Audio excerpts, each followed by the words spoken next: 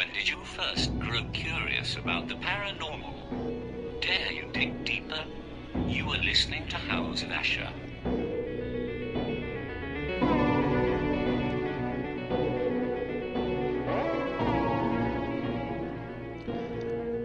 Hey everybody, and welcome back to a new episode of House of Asher. This is actually I guess it would be my year show. I've actually been doing this for right about a year, at least on the Spreaker channel and the YouTube channel that I've been doing. And so this is kind of cool. This is episode 79, but it's right at a year. So I try to get several in, off and on, early on, so it's going to have sort of a weird number, but it's okay. We'll get through that. What's so really interesting about what we're talking about today, and I always say that, everything is interesting, everything, but it is, or I wouldn't be doing these shows about these various guests and curious locations. Growing up, I was always kind of a rock hound. I was always out in the woods, always trying to find, cave systems and lost treasure and all that, all that stuff that, young boys growing up, running around, kind of free-range parenting. We seeked out the woods, and we seeked out arrowheads, and we seeked out all kinds of different adventures, good and sometimes perilous, but somehow we made it. But what I want to talk about today is everyone is familiar with that has any sort of, well, good Lord, any much interest in anything, be it archaeology to history to the paranormal to any of that about Stonehenge. But I don't know how many people, at least in my area of Western Kentucky, a thing called America's Stonehenge. And I'll give you like a quick little primer on this. It's located in Salem, New Hampshire, and it's not 100% sure if this was made by Native Americans or possibly a migrant European population that had come through. No one really knows for sure. It's a maze of man-made caves or chambers and walls and even ceremonial meeting places, apparently over 4,000 years old, and it's most likely to be one of the oldest, or the oldest, man-made constructions in the U.S.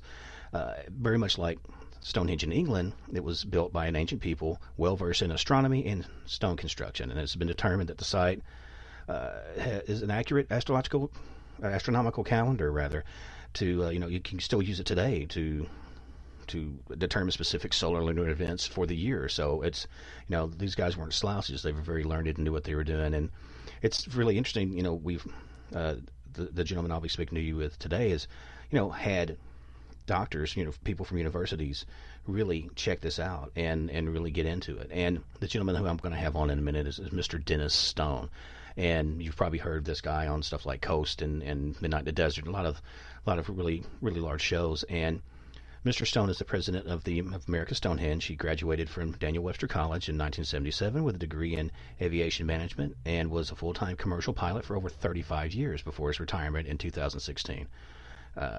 America's Stonehenge was opened first to the public by Dennis's father, Robert Stone, back in 1958, I believe, and Dennis has been involved with the American Stonehenge for most of his life. So this is really a family affair and a labor of love for the Stone family. And he's always been fascinated with archaeology and archaeoastronomy, which I'm sure I butchered that, but and he's taken numerous courses and traveled extensively to ancient sites internationally and all throughout the U.S. And I had to throw out your hobbies, Mr. Stone: traveling, boating, and classic cars.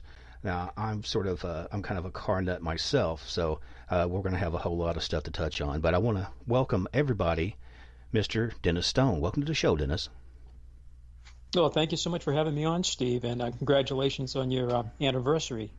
Well, thank you so much. And there's I was looking at some of the images, which I posted a few on. I probably should go ahead and get that out.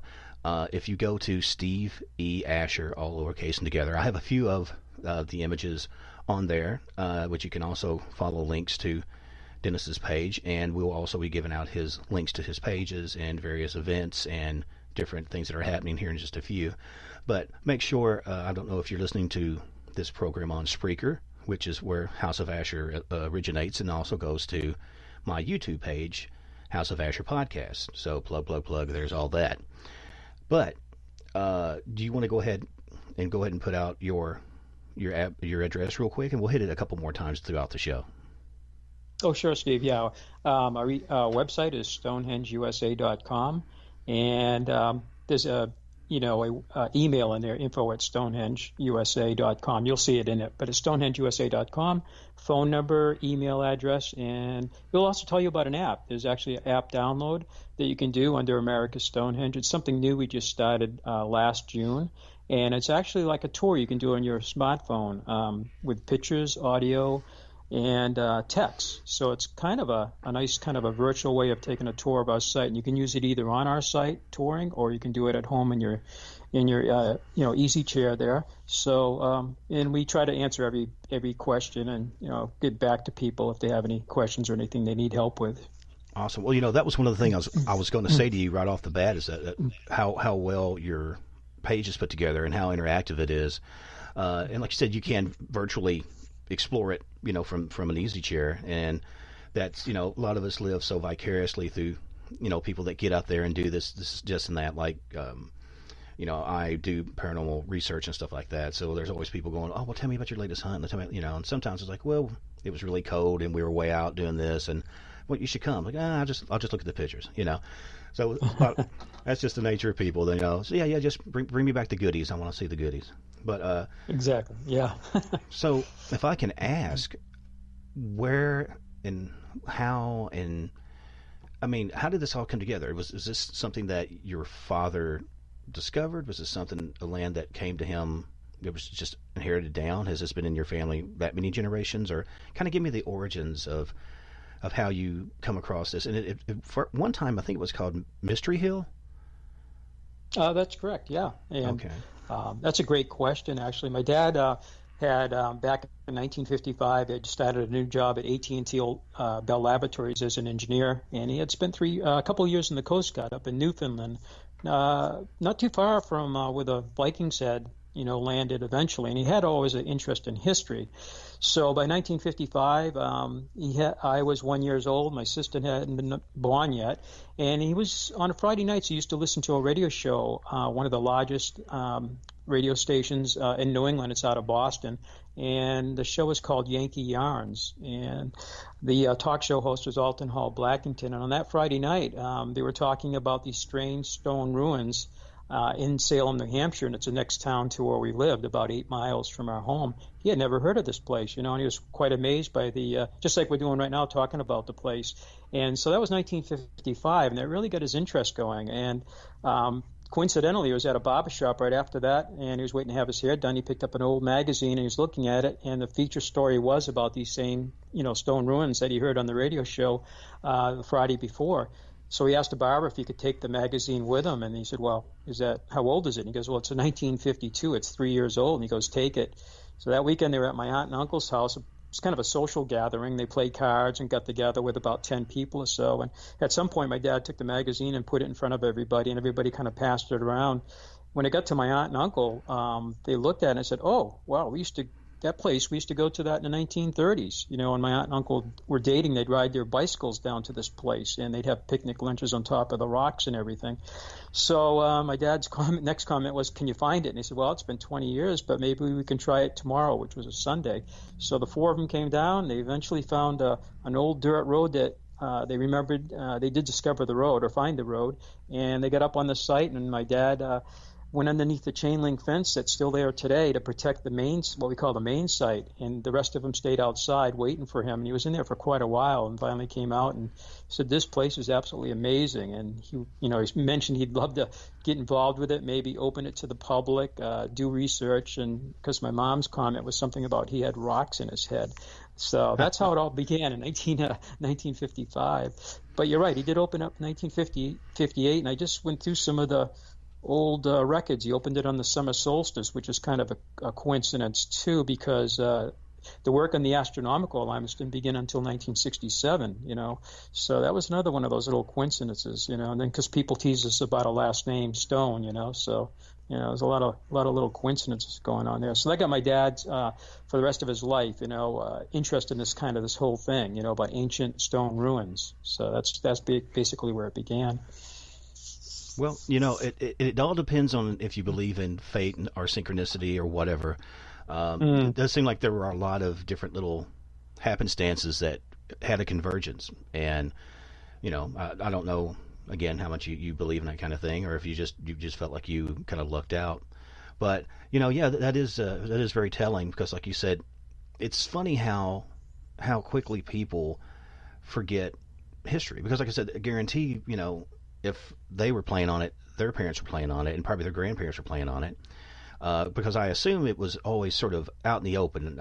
I don't think did you have to excavate it and clear a lot of dirt, or was it just like mounded over with a lot of greenery and stuff like that? Yeah, actually, yeah, I know. Some people say there's no coincidences, so it seems like it was something that was meant to be, kind of thing, in a way. I actually had another uncle, my dad's first cousin, and he passed away 2 years ago. He was an Air Force pilot, Army Air Corps during World War II, and that's why I got interested in flying. And he worked at our site and got a lot of astronomy back in the 60s and 70s. He was one of the ones that was one of the investigators in that. And before he passed away, he gave me some of his library, and he also mentioned his grandmother lived in Salem, the same town, and in the 1890s she used to come up to this site and play, and I had never heard of that. And then he passed away shortly after that. He told me that. I'm like, wow, you never told me that. So our link goes back into the 1890s. But the research actually began in 1936. A gentleman named William B. Goodwin out of Hartford, Connecticut was the first real researcher, and he put up a bunkhouse, and he put up a chain link fence in 1937, a year after he purchased the site and first visited it. And he had a professional photographer, so we have photographs from the very first day that he began doing research and excavation and some repair of the site. So by the time my dad got involved with it, almost 20 years later, the site was already known. It was written about in the history of Salem in 1907 by a guy named Edgar Gilbert, who was a friend of Robert Frost, actually. And he mentions at the site, he said it's a place among the soft pine and rough boulders where weird tales may be woven, kind of thing. And so that was 1907, so people knew about it even over 100 years ago. And like I say, my uncle's grandmother used to play there in the 1890s. I wish she had taken photographs, she had a camera. But the earliest photographs we have, about 1916 on the site. And then we have 3 more from 1920, and then we have a lot starting in the mid-1930s, actually. The newspapers were doing stories on it, and then Mr. Goodwin got involved with it in 1936. So, yeah, when my dad first saw it, a lot of it had been uncovered, and cleaned up quite a bit from the early photographs.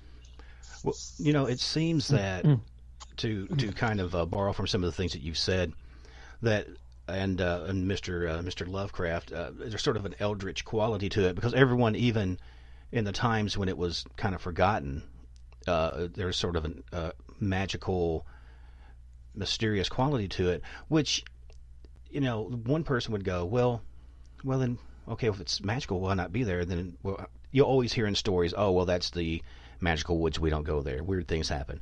That's whatever pass or whatever hollow or holler, as we call it here. Strange things happen, and so people go, we don't like strange things, we want things to be level, so they kind of avoid it, and they don't really get into looking any deeper than that, and just kind of stay with the wives' tales, kind of the yarns, as you were saying. But exactly, yeah. Well, when your father kind of took over ownership of the property and whatnot, was his plan to kind of go, well, let's make this into a big attraction, or was it more of like, well, this is really an interesting place, let's research it and whatnot? Because it seems like you guys really, because when I was looking at one of the pictures that you had that shows like how all the different solstices and things are lined up with certain pinpoints of light and whatnot, it seems like you guys really did quite a bit of research and kind of fact checking on those. Yeah, my dad's intent was, his passion was research. In fact, in 1964, 6 years after he opened, he started a group called New England Antiquities Research Association, and the acronym is NERA, and they have a nice website, NERA.org, and they're a nonprofit group, and I think they have several hundred members. They're still going strong since 1964 when it began. That group started because there was a research group that was started in 1954, and that group lasted until 1964, and that was the group called the Early Sites Foundation that worked on our site. And at that time, they knew of about 15 other sites in the Northeast. So they worked on our site and a couple of other sites that had stone features, some of them quite similar to our site. But that group eventually, it ended in 1964, and it was a vacuum. So my dad started NERA, but he had to open it to the public.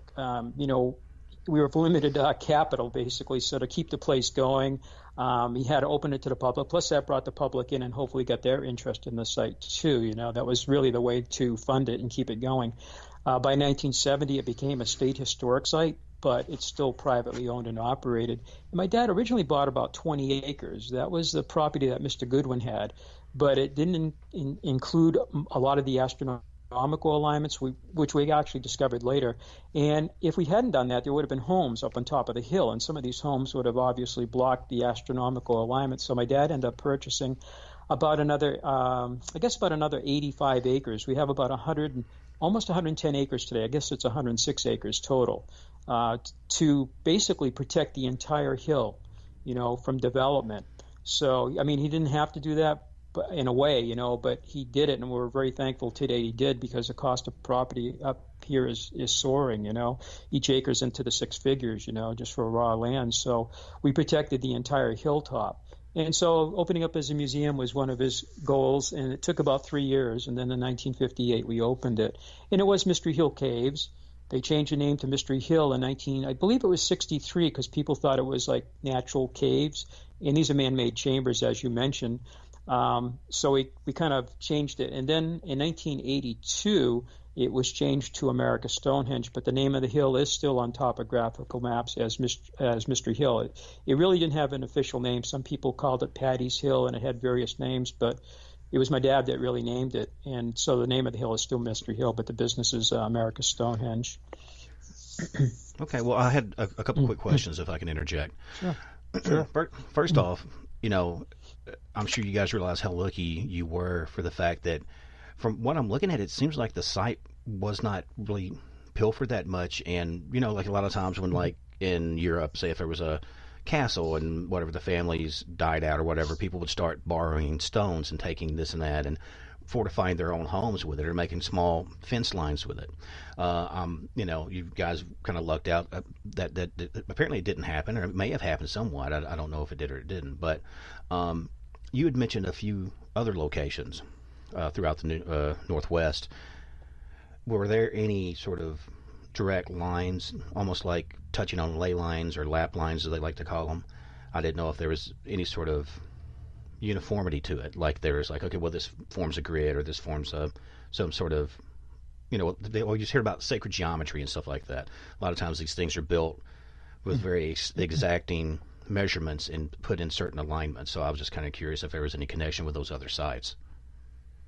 Yeah, that's a great question. Actually, back to one of the comments you made about the site, Avebury in England near Stonehenge is one of the biggest megalithic ruins, and we've traveled quite a bit. And if you look at Avebury today, they built a village in the middle of it, and they consumed some of the ancient monoliths, these gigantic rocks for building the village. And in Ireland, we've been to Newgrange, and down the road was a Knowth and Delft, these gigantic, round burrow tombs, huge. And one of them, a couple of them actually, I guess Knowth was a cavity in it. And when I asked a question to one of the guides, I think there, and they said, well, when they were building a lot of roads during the potato famine to keep people working, they actually went in there and started taking the structure apart for a road bed. So, but at our site, there's been damage to it, and we know when approximately, and possibly on the main site, which is 1 acre, you can see modern drill marks. And the quarrymen were in there taking stones, and the passage goes, they were there for 3 years in a row taking cartload after cartload of rock away.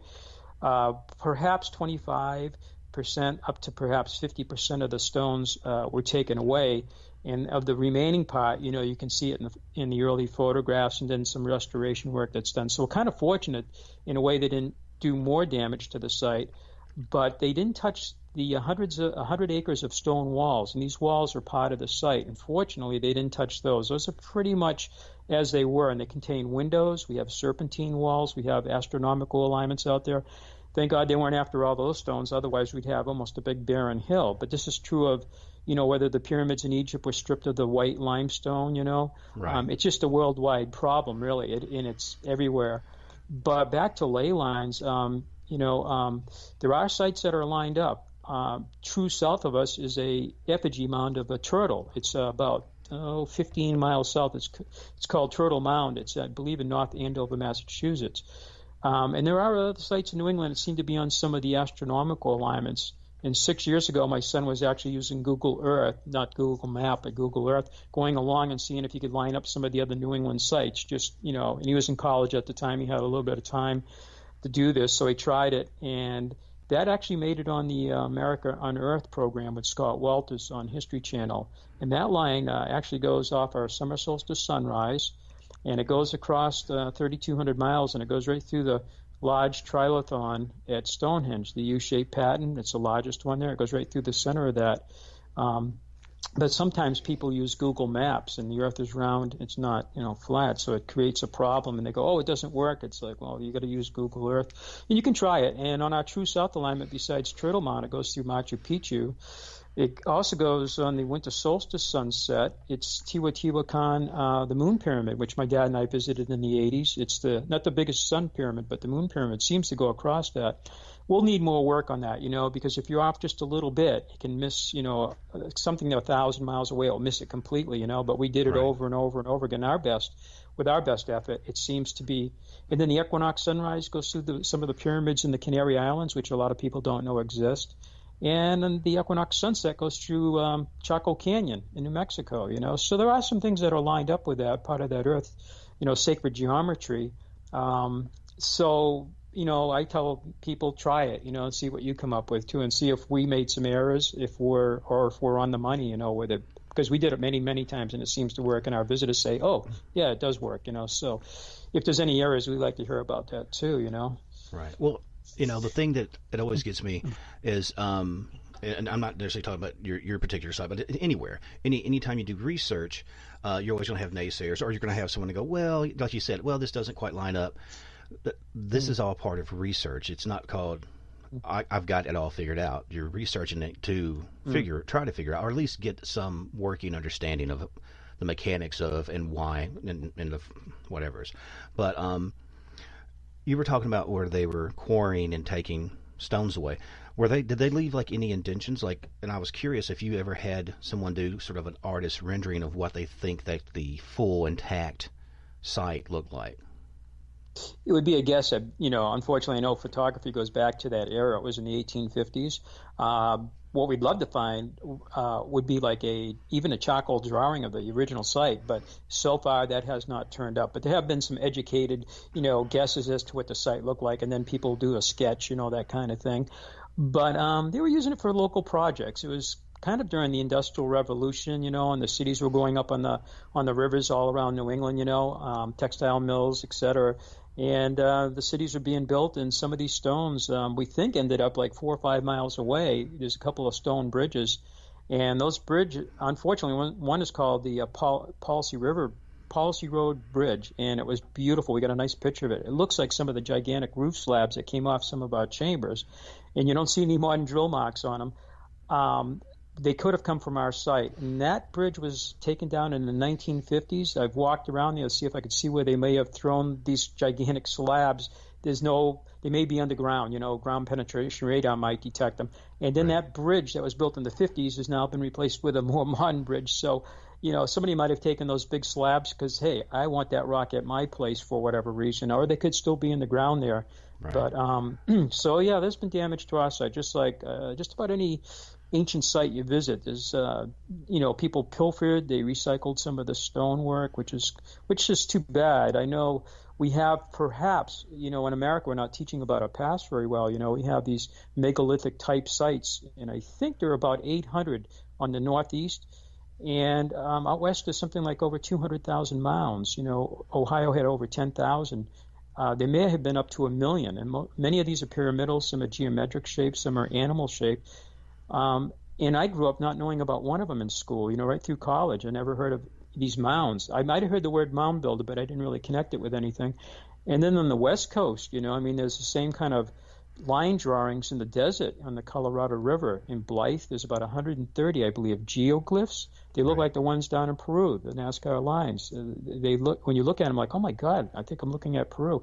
And again, we're not being taught that in schools, which is a shame. They're missing a whole part of our history is not even discussed whatsoever. Right. Well, and it seems that you get. I think it's one of these things where we tend to want to compartmentalize things, and we want to kind of go, okay, we're getting ready to go out and teach these kids. Okay, let's narrow this to a very fine mark, so they're getting just what they got to have. And I'm not saying that in any way of like a misinformation or they're holding back everything. I'm not trying to be that guy. I'm just saying that I guess sometimes they think, for whatever reason they omit stuff. In here in Kentucky, especially close to the rivers in western Kentucky and northwestern Kentucky, we have a lot of the Mississippian cultures, mounds and areas and things like that as well. But I don't think we have anything like a Stonehenge. There might have been somebody, and this is kind of a self-effacing joke. Maybe they have taken a series of trailers and stacked them on top of each other. That would actually be an interesting thing to see. Not as cool as what you got, but I think they've done that. Oh, they have. Okay, dang it. Well, yeah, there goes my $1 million idea. But right, exactly. It's already been done. I think on the Green River in your area, there's a number of those mounds too. I've heard some really good radio shows talking about Tennessee, Kentucky, that whole area. Some of the Adena, Mississippian, I think, maybe the Hopewell. But, it's just amazing with this. And right into Canada, too, there are some of these mounds, We are finding these northeast stone ruins. My dad died 9 years ago at the end of 2009, and he was not aware that we might have walls. We think we found 12 of them up there that are shaped like serpents. They have a head, a body, and a tail. Wow. And they vary from about 30 feet up to about 2,500 feet. Man, that's massive. I found them only in the last 2.5 years. And then in the fall of 2016, I'm at a NERA meeting down in Groton, Connecticut, and they had a couple guest speakers. One of them was about North Stonington, Connecticut. And I knew that Connecticut had a lot of structures similar to ours, particularly in Groton near the Navy base. It's a place called Gunjiwamp. It's 200 acres with structures. But over North Stonington, right next door, I think just to the east, there's 35,000 acres with over 8,000 features that have been located and photographed. And they have something like 400 serpentine walls there. And again, they vary from 30 in that case up to 300 feet, with the average being 100. And they have cairns, which are piles of rocks, and then they have multiple cairns. Then they have cairns with chambers inside of them. And again, the serpentine walls, and they have windows, beautiful windows in the walls. And again, in the last 2 years since I retired from the airlines, we've discovered, I think, 12 windows. These are beautiful linteled windows. Like, they're not just a hole in the wall, but they're actually designed with a lintel. And some people refer to them as spirit windows. And they found them on Martha's Vineyard. They found them in Connecticut, as I mentioned. And they're found, I think, in Vermont also. Farmers, settlers wouldn't bother with something like that. It would have no function in the wall. And these walls up here on our side have a lot of slab work. My dad even saw that, when he began. He goes, gee, these walls look different than the historic walls, which are usually rounded type field stones. Mm-hmm. These walls go all over the place. They look like maybe a drunken person built them because they're not linear. They just go all over the place. And then you just start and stop in the middle of nowhere. They're not on tax maps. And they contain all these big slabs of stone that were once part of the bedrock. And who in New England actually makes rocks? They're just everywhere. You don't need to make rocks. You just go pick them up. Yeah, just dig for a minute. Well, that's how we are. Yeah, I was just going to say here in like I said again in Western Kentucky where I'm from, it's very stony. That's one of the things I always say. One of our things that we grow here is pebbles and boulders. But there were a couple people in the chat room that wanted me to ask a question, and the first one was from Tyson. You were talking about how they were kind of like the walls and things look differently. You had mentioned earlier there was some conjecture about Native Americans or possibly an earlier European settlement. First of all, are you sold on one or the other, or do you think it could be sort of an amalgamation of like an earlier one co-opting older construction and building off of that? That's the first question. Well, that's the $64 question. That's wonderful. I'm starting to think, when we grew up, Native Americans weren't supposed to be building any ancient ruins in the Northeast. Just, basically what we call pots and flints, pottery, and then, projectile points, and you might find a fire pit. You might find with a wigwam site, which we did find a wigwam site in our parking lot off the main hill down there where the visitor center is, about 30 feet across. I think our site has so many features with some of the 50,000 megalithic sites you see in Western Europe, but down to not only the size and shape, but the orientation out of true north. So if it's a certain style structure, like what we call the V hut, looks like the wedge tombs of Ireland. There are also some in Spain, and they always face southwest. Well, our V hut faces the same direction. It faces like at the true southwest facing. Then we have another chamber we call the east-west chamber. It looks like a galley or gallery grave. They're in France, Holland, and they're also Spain. And I've seen the ones in Ireland, too. They're in northwest Ireland. And they always run east and west out of true north. And our structure that looks like that runs true east and west. And there's other examples, too, of that, not only at our site, but elsewhere in New England. However, Native Americans were in our area over 12,000 years. And so we're starting to think that the Native Americans had a big part in the building of these, but we just don't know. Was it 100%, 50%, or some smaller, because the serpentine walls seem to have a flavor of Native American, but when you get into the heart of the site, the main site, it seems to look more like what I've seen. We've been, I think, to 7 or 8 different European countries, where these megalithic sites are, and it has that feeling about it, old world people coming in, So, plus the inscriptions too. The inscriptions that are found from Canada down to South America, there are old world like Phoenician, Libyan, Hebrew, and Celtic markings found, particularly in Vermont. It has the biggest number of petroglyphs in New England, and structures too, all over the landscape up there. Sure. So that's a great question. I don't know. I don't know what 10 years or 5 years will bring.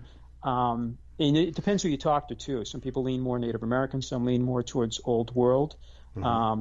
And then there's the other, the Paddy family that was there in the 18 and 1700s built the whole thing.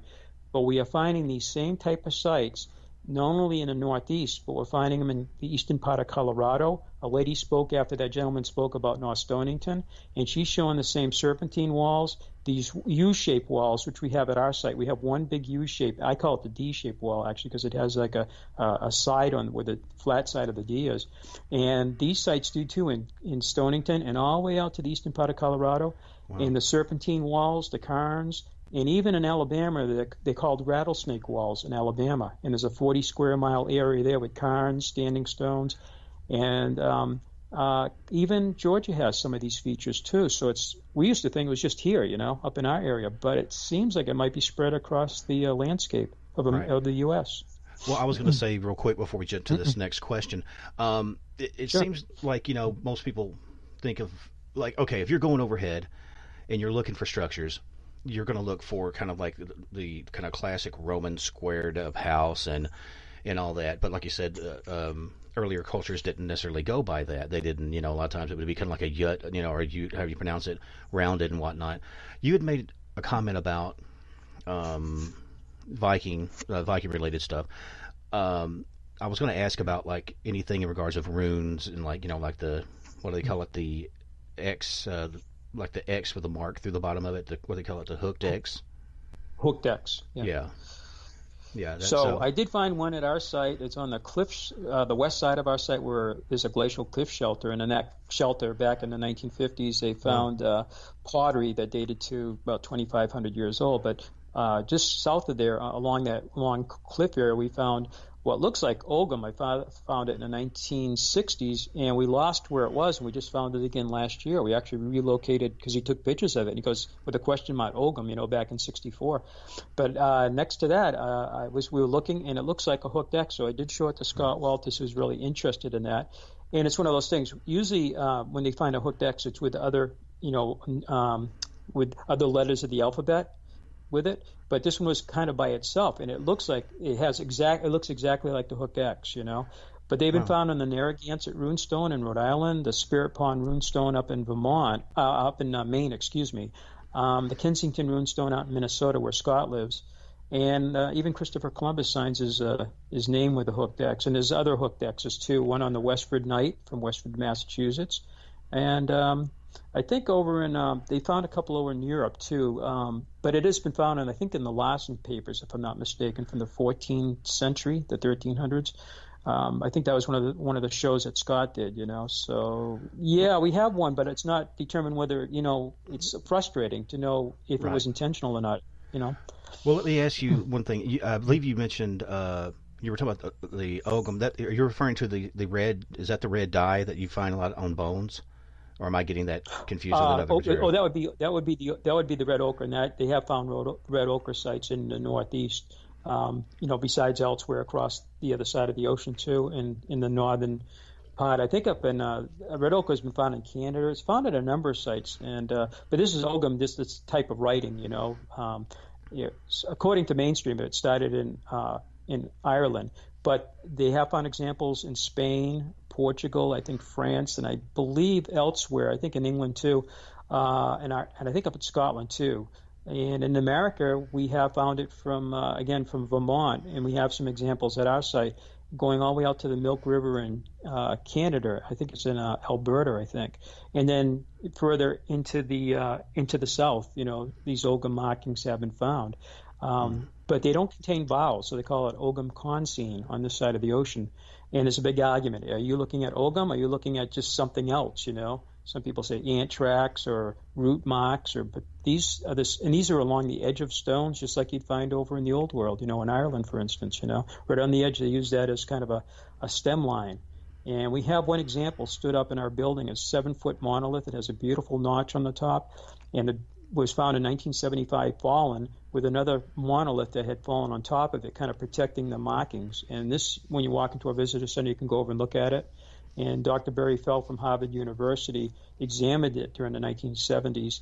He was an epigrapher. He had the Epigraphic Society, about 1,200 members, and he wrote America, BC, Saga America, and in the third book, what was the other one? Bronze Age America. Mm-hmm. And he died in 1994, but he raised everybody's eyebrow in the mainstream, and he got called a lot of names and everything because these markings, Phoenician, Libyan, and Celtic, among other markings that have been found from North to South America, should not be here. So obviously he's misinterpreting everything, that was the comments, Right. Well, that's the problem, and don't get me wrong, I have the utmost respect for, scientists and different researchers, but sometimes there's a certain dogmatic click system, and sometimes even if stuff is staring right in the face of going, well, we're not saying this is this, but you have to at least entertain the possibility of having evidence in your hand. And that's right. Unless you run the risk of being corrupt in regards of doing true research. I was going to get that next question in, if it's okay. Karen, sure. Karen wanted to know, and I'm assuming this means in the main part of the compound, about, I'm not sure if she's talking about energies as of like radiant energies, if it gives off any sort of maybe like a Geiger counter thing, or maybe mystical energies.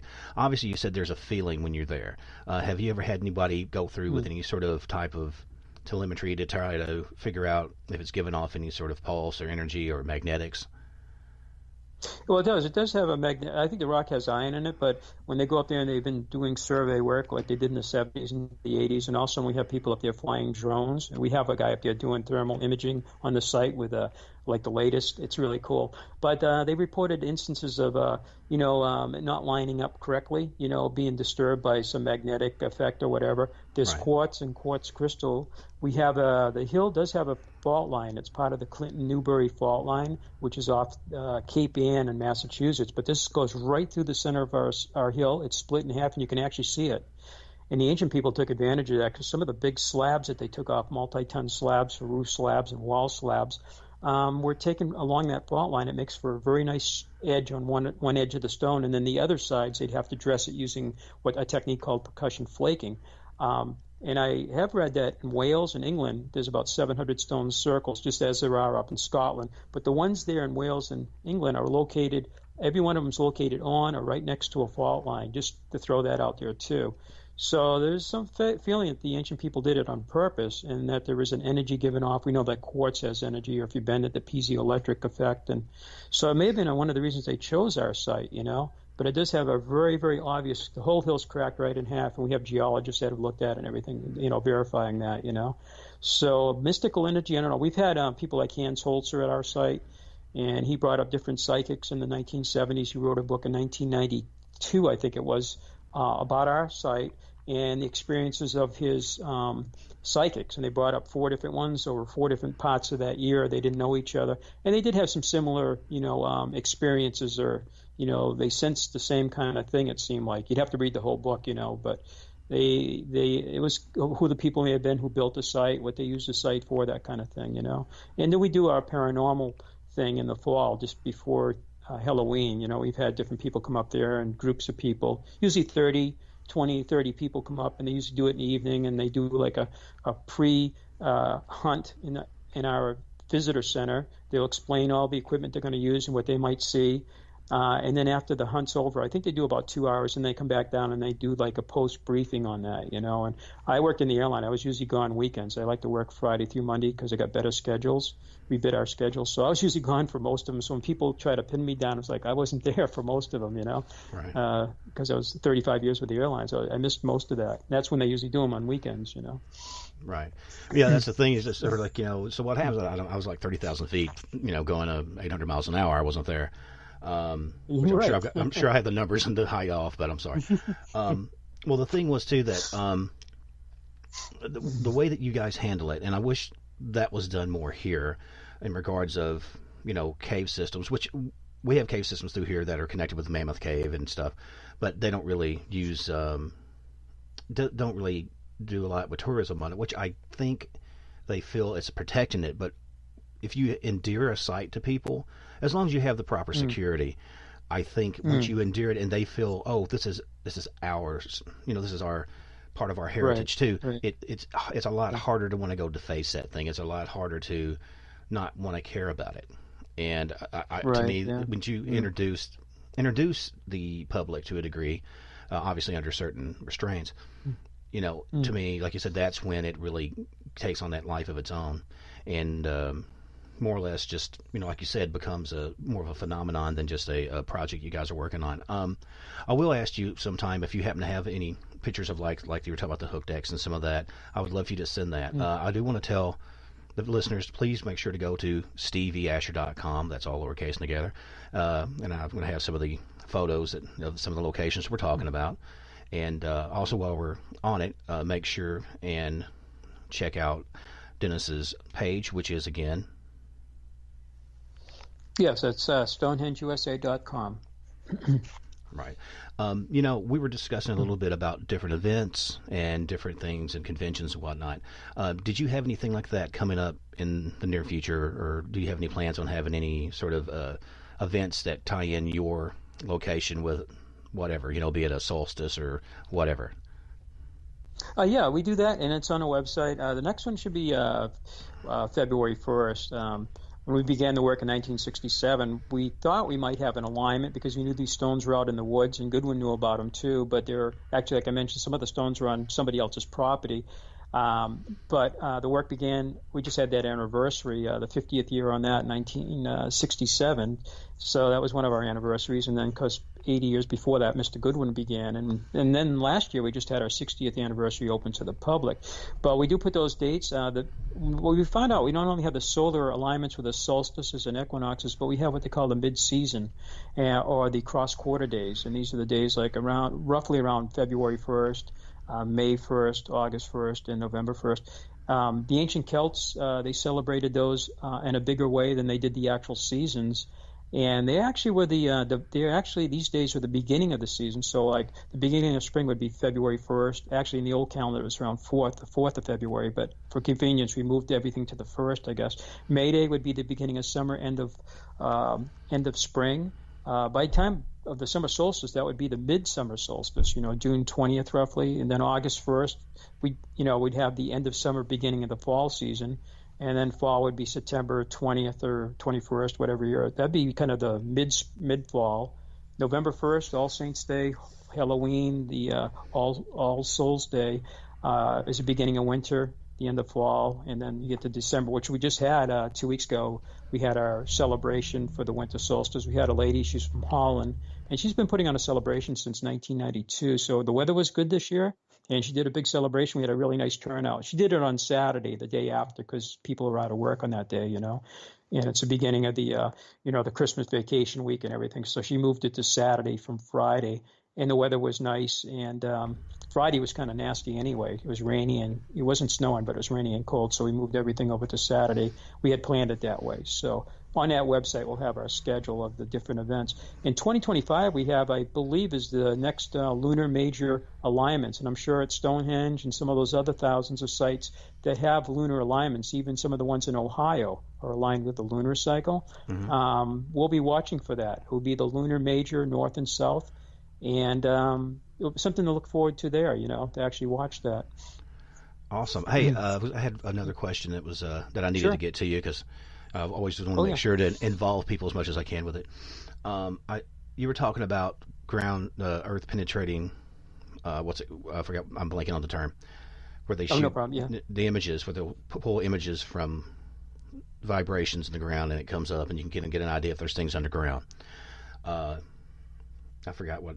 I'm sorry, everybody. I'm having a ground penetration radar, maybe. That's it.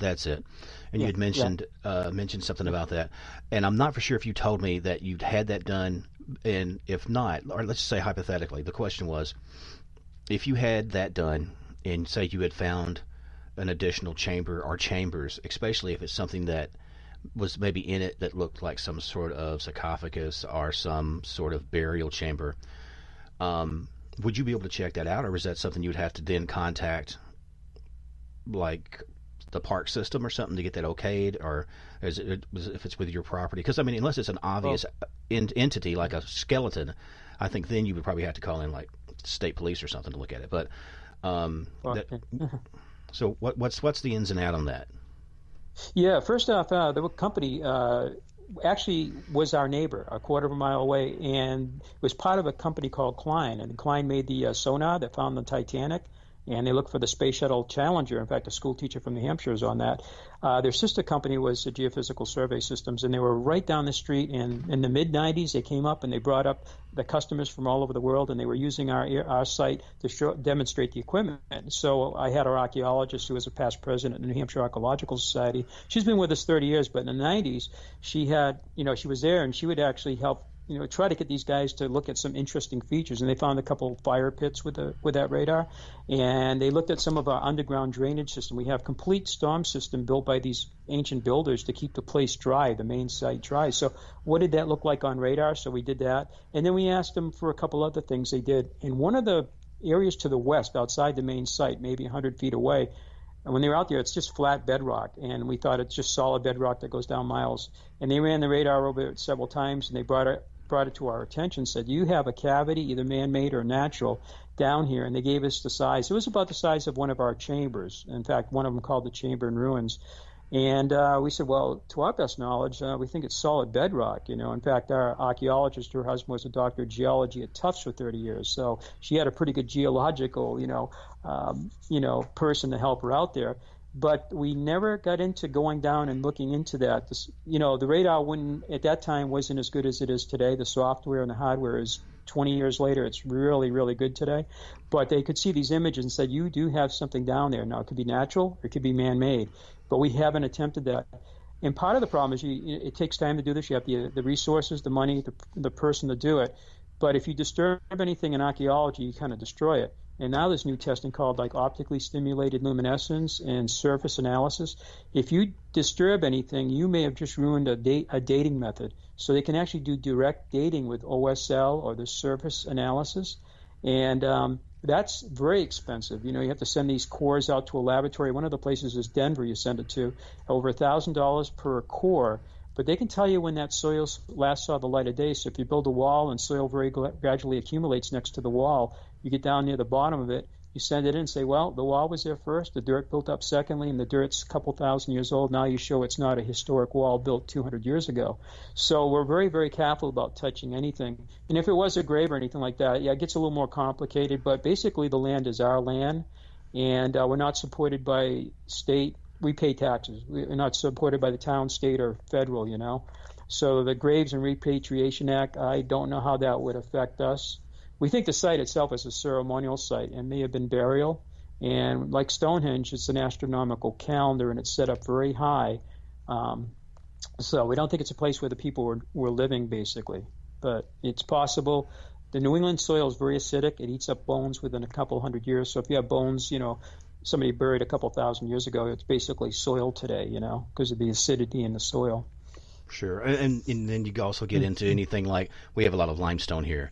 So anytime you have water meet that, and then it, like you said, of course, it causes mineral leaches coming from it, out of it. And so, which can play havoc on a lot of different dating and stuff. So it's, like you said, it's tricky. I was just thinking, I'm just waiting for the show. I'm just waiting for this, what's in the heart of American Stonehenge. But I can understand you respect it enough to not want to destroy it. Yeah, we do want to do more excavation. Every year we do a little bit. In fact, the lady that's doing it right now, she's getting towards her. Well, she's getting up there in her age, and she's in Florida right now. She comes back in the spring. She spends the winter with her daughter, and then she comes back, and she'll be digging next year. And then she, still has members from the New Hampshire Archaeological Society. She brings in a couple of assistants once in a while. Nira has also participated in digs on our site, so we're not against it. We're actually for it, but we want it done properly, of course, And I love to do those different testing methods, but it's over 1,000 per core. One of the chambers in Massachusetts is open to the public now. It's called the Upton Chamber. It looks like a passage grave, almost like an igloo-shaped stone structure with a beautiful corbelled roof that reminds me of the inside of Newgrange in Ireland. It's pretty big.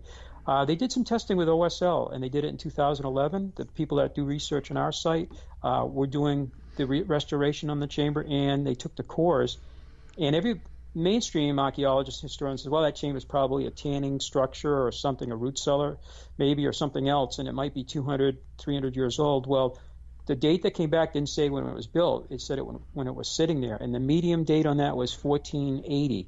And when it was settled by Europeans was 1680. So this structure is almost 600 years old that it was sitting there, but it might have been built many centuries before that. So it's one of the New England structures we've actually got a chance to use that OSL dating, and I think it costs like $6,000 or $7,000 just for that one test. Jesus. So that's a limiting the technology's there. It's just like maybe GoFundMe or something, because we have thousands of feet of stone walls that we think are part of the site, and the chambers, and some of the chambers still have some areas that have not been disturbed. That's the important thing. Make sure the soil is not disturbed by animals, people, or trees uprooting. You got to be very careful about that. But the testing can be very, very interesting, and direct. And tell you, it can give you a pretty good date. You don't need charcoal, although charcoal dating's still being done too. We've done about 12 charcoal datings on the site. I was going to ask you something as we were winding down the last few minutes of the show. And I want to say thank you for being on. I've learned more about this than I realized. I just learned how ignorant I was of this really interesting site, and I appreciate you coming on. There was one of the pictures that was talking about, it basically has like a little U-turn, and it says I believe the sacrifice table. Yes. Was there sacrificial areas at this particular place? I didn't know anything about it.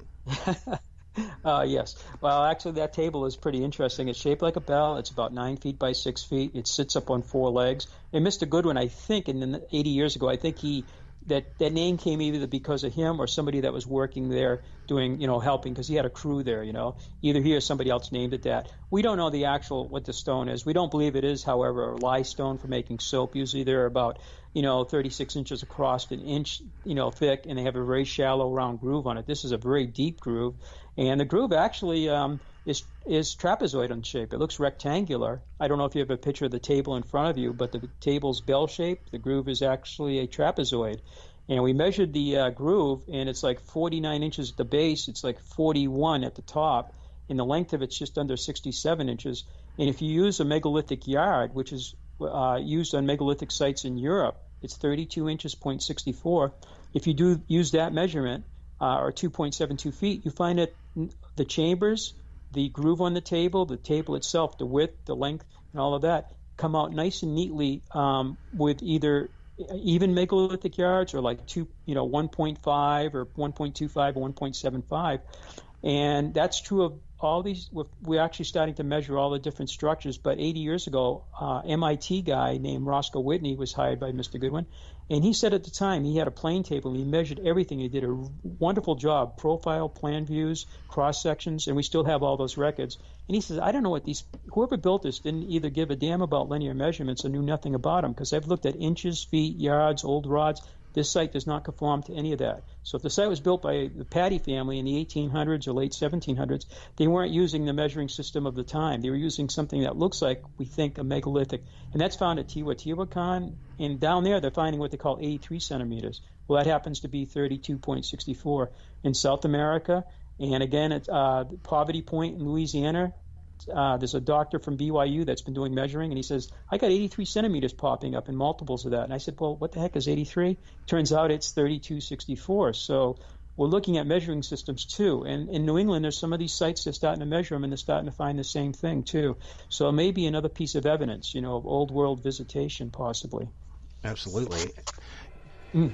Well, Mr. Stone, I'm going to wind her down, and if you will stick around long enough, I would like to say goodbye to you officially offline, and I will talk to you here in a second. But I do want to thank everybody for tuning in today, and it was a real honor getting to speak with Mr. Stone and learning about this fascinating location. If you are near Salem, or even if you're not, save some gas money and go visit it, because I know I need to myself.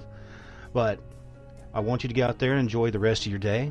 I want you to make those connections and make good memories and enjoy the sun. But as it sets and the shadows grow long, make sure to check beneath your bed, in your closet, down the back hallway. You never know what may be waiting for you there.